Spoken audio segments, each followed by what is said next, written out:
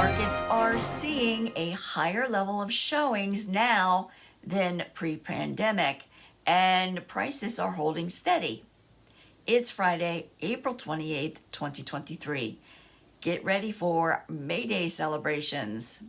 I'm Kimberly Barton of Kinetic Realty, your local market expert, with this week's Maryland Market Minute.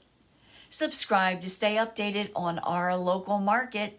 Low inventory continues to keep prices steady, and some buyers are still competing on their offers.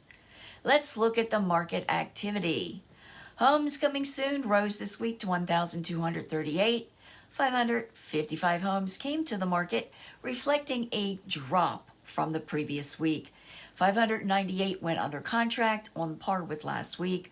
1,034 moved to pending, which is fewer this week. 1,066 sold and holding at a low 8 median days from list date to under contract.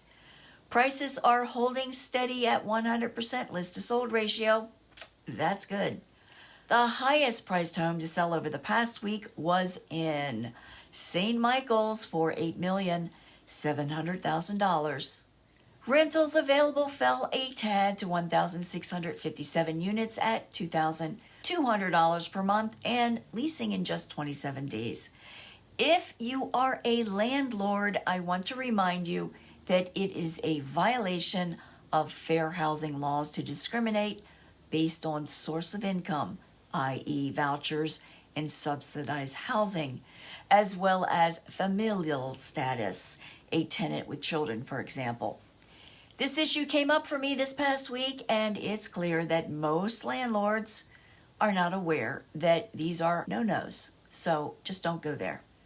What's on your mind about our local market? Message me your questions. That's a wrap for this week's Maryland Market Minute for Friday, April 28th, 2023. Thanks so much for tuning in. Enjoy the weekend, and I'll see you next week.